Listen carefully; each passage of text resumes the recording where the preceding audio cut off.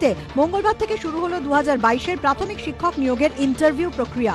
এদিন ইন্টারভিউ দিলেন প্রায় 200 জন চাকরি প্রার্থী।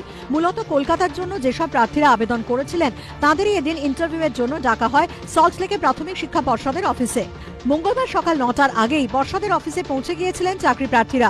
সকাল 10টা নাগাদ নথি যাচাইয়ের পর চাকরি প্রার্থীদের এক এক করে ভিতরে প্রবেশ করানো হয়। হ্যাঁ, মামলা তো হচ্ছে, কোর্টের প্রতি আস্থা আছে।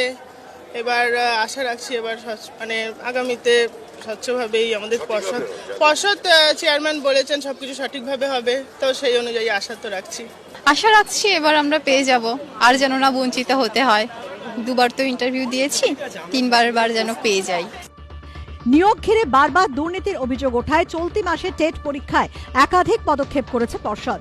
বায়োমেট্রিকে পরিচয় যাচাই ছাড়াও এবারই প্রথম পরীক্ষার্থীদের ওএমআর শিটের একটি করে কপি দেওয়া হয়। এবার ইন্টারভিউয়ের ক্ষেত্রেও স্বচ্ছতা রাখতে একাধিক পদক্ষেপ করা হয়েছে। এদিন ইন্টারভিউয়ের জন্য রাখা হয় 5টি টেবিল, ছিল সিসি ক্যামেরার ব্যবস্থা।